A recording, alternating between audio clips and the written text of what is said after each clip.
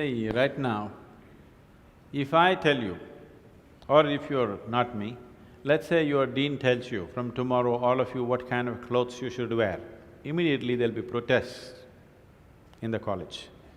If your dean goes further and says, everybody must eat only 4 idlis in the morning,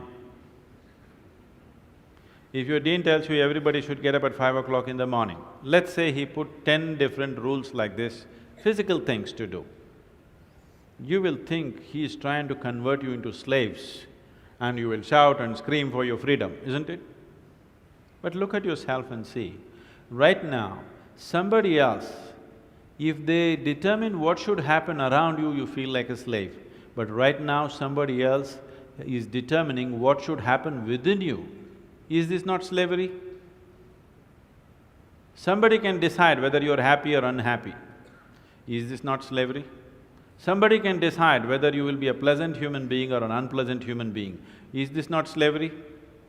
What happens within you, somebody else determines. This is the worst form of slavery, isn't it? Isn't it so? It is just that because everybody is like that, it seems to be normal. It is not. It is not normal. Just because everybody is like that, it does not become normal. This human being, life around you will not happen, will never happen 100% the way you want it. And it should not happen. Because if everything happens the way you want it, where do I go? I'm very happy it's not happening your way. And now that you're a student, you're still a student, I believe about 60–70% is happening your way. When you get married, the percentage will get reversed.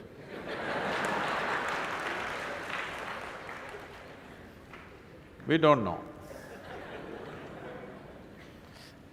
Well, we don't know which way it'll go. So if life around you will never happen 100% the way you want it, and it should not. Unless you're living with machines, life will not happen and even those machines will freak on you, isn't it? And the machines troubling you every day for something or the other, they do. So, outside will never happen 100% the way you want it, and if your happiness or your joyfulness, or let's not use all these so many words, essentially it is pleasantness versus unpleasantness. For pleasantness we have many names, we call it peace, happiness, joy, bliss, ecstasy. For unpleasantness we have many names, stress, anxiety, fear, tension, whatever else, madness, whatever. Pleasantness versus unpleasantness.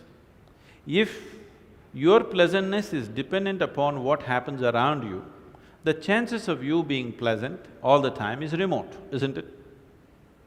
In the very nature of things, it's not possible. Only if you are able to create a distance between this and that, it is possible in the sense, whenever things don't work, there is a habit in lots of people, they will look up, Upar Isn't it? The whole world is looking up. Looking up. See, you know the planet is round? You know this? Okay.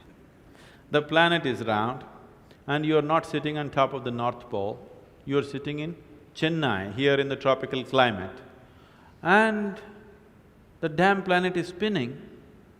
So if you look up, you're always looking up in the wrong direction. Isn't it? You're invariably looking up in the wrong direction, isn't it so? Maybe at a certain moment of whatever Greenwich Mean Time, 0 hours, when you looked up, maybe you hit the heaven. Rest of the time, you're always looking in the wrong direction. Isn't it so? So in this cosmic space, is there somebody who knows which is up and which is down? Does somebody know? Huh? Is there somewhere, is it marked this side up? Nobody knows which is up, which is down, it's just an assumption, isn't it? Do you know really which is north, which is south? In the real sense, do you know what is north and south? It is just for our convenience, we just fixed it, isn't it? Yes or no? Do you know what's east and west? No. Do you know what is forward and backward? You do not know. None of these things you know. There is only one thing you can be certain of right now, this is, you know what is outward, what is inward. This one thing you're sure, isn't it? This is inward, this is outward. This is the only privilege you have. What is outward, what is inward, this is all you know. Just in case someday if you get enlightened, you will lose that also. Yes. That's what happened to me. Now I don't know which is inward, which is outward, which is me, which is not me, that's why I'm all over the world. Because I don't know whether this is me or that is me. So, now you say, I know what is inward, what is outward, let's examine this a little more.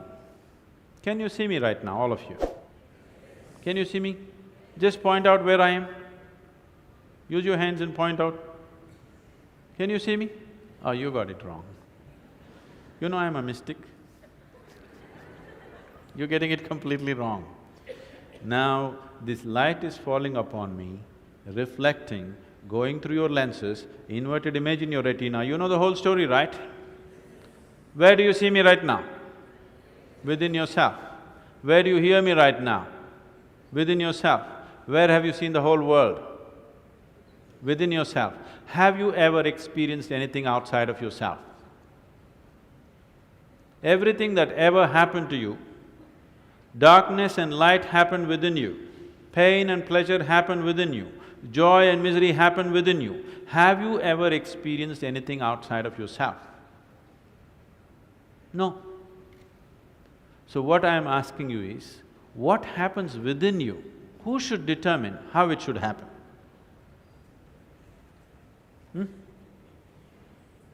What happens within you? Who should determine how this should happen? Somebody else? Definitely you should determine what should happen within this, isn't it? So if you determine what's happening within this, your whole experience of life will be determined by you, nobody else but you, isn't it? The events around you may not be determined by you, but how your experience of life is on this planet is 100% determined by you if you take charge of this. If you leave it loose, just about anybody will determine it. They will, not consciously, they also like you by accident.